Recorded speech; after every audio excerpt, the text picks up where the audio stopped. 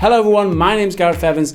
Today we're going to talk about all the gaming news that happened since you last saw my face, which was on Friday. Today is Tuesday the 28th of August. Ho ho, holy hell, did Christmas come early this year. Let's talk about the news. Cyberpunk 2077 is one of the most ambitious and highly anticipated upcoming games around. And over the weekend, seemingly inspired by the initial Fallout 76 announcement livestream back in May, The Witcher 3 devs CD Projekt Red began a live stream on Twitch yesterday. It initially appeared to be just a bunch of random code, but eventually a whole whopping 48-minute gameplay trailer, the one that was shown off behind closed doors to journalists at E3 and Gamescom this year, was finally shown off to the public. The trailer shows how you'll get to customize your character, not just at the start of the game, but through upgrades called cyberware that can grant new abilities and improvements to existing ones. It also shows gun gameplay where abilities such as slowing down time, sliding across the floor, and scanning for enemy weak points all play an important part. He also made it clear that destructible environments will be in the game. And since the world of Cyberpunk 2077 is so big, the gameplay showed off some driving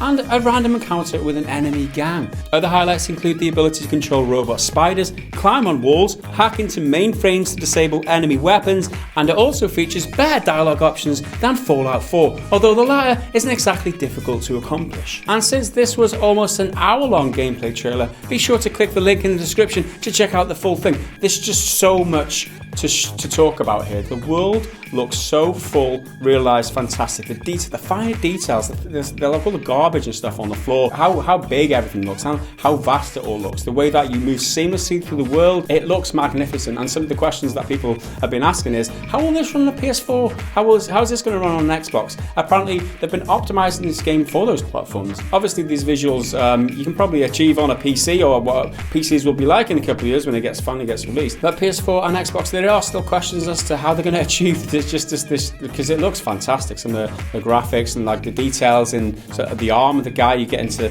the car with. Oh, it looks great. So another thing that they're keen to stress about this demo is that it is just a demo. It's an early state of the game, and not all the features that you might see in this demo will be carried through to the final game. This is just a vertical slice. They've just thrown everything in that they've got currently, but game development is a fluid thing and things might change. You might need to balance things out with a certain gameplay dynamics or some features that are in there now. They might have to tone them back, or they might be cold altogether. That's just how game development works. This is just a work in progress, and this doesn't represent the final thing at all, because they don't want you to be disappointed when the game gets released and something that you saw in the trailer isn't actually there. That's just a process thing, right? This is all in process. You just got to make allowances for that, because they can't guarantee that something awesome that you saw in the trailer will be in the final release. So, just let that temper your excitement just a little bit. This was one of the demos that completely blew me away.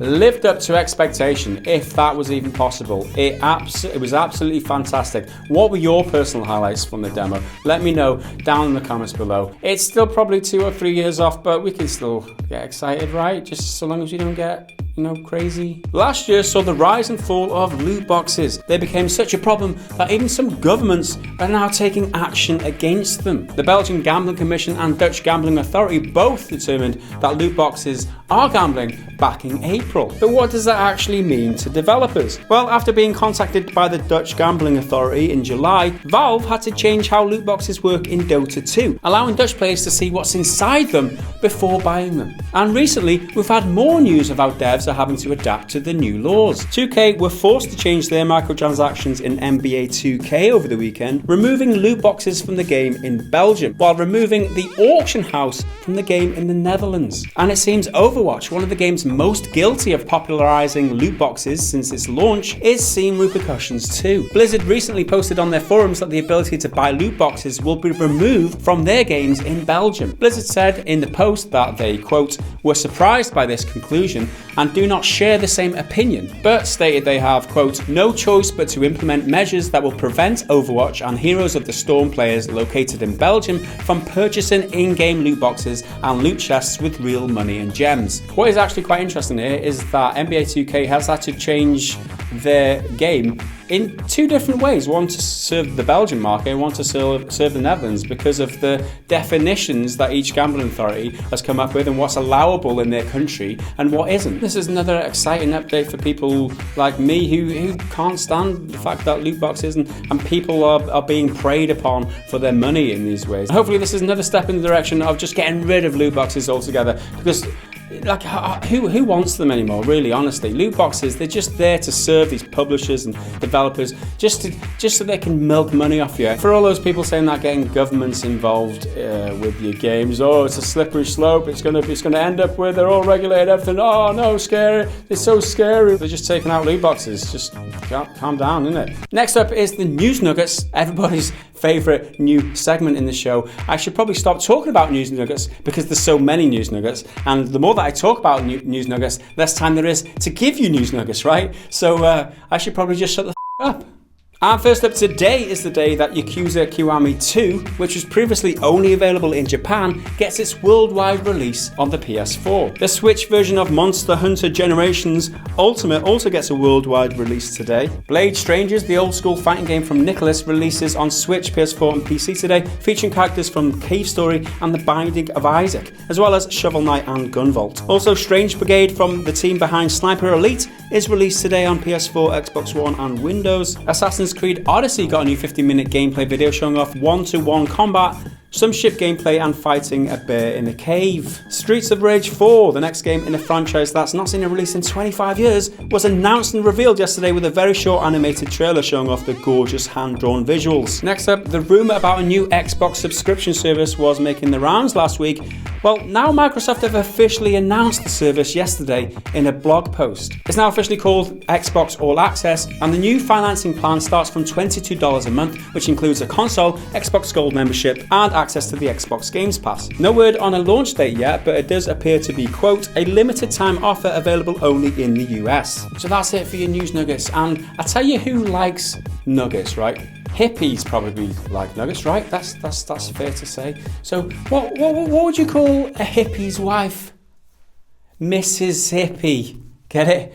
Mrs. Hippie. It's fucking ace. Thank you to Not That Roblo who posted that on the PGG Discord over the weekend.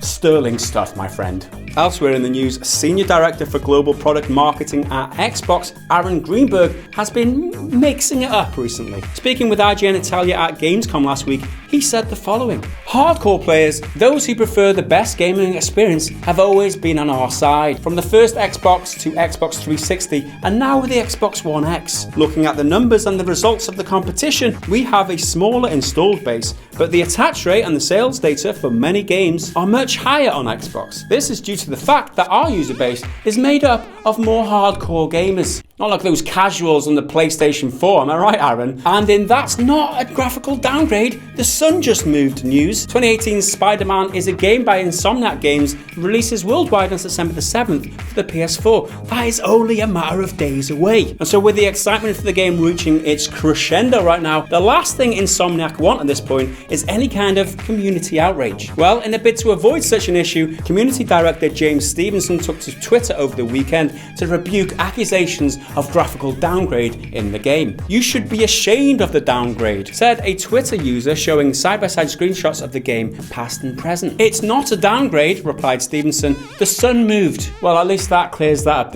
The sun moved. It's in shadow now. That video is overly compressed and crushing dark detail. Looks great at full res. And replying to the suggestion that there is less texture detail in the suit, Stevenson said, yes, because the lighting and the video compression. I looked at it in full res this week and the suit detail is there. The video compression is crushing it.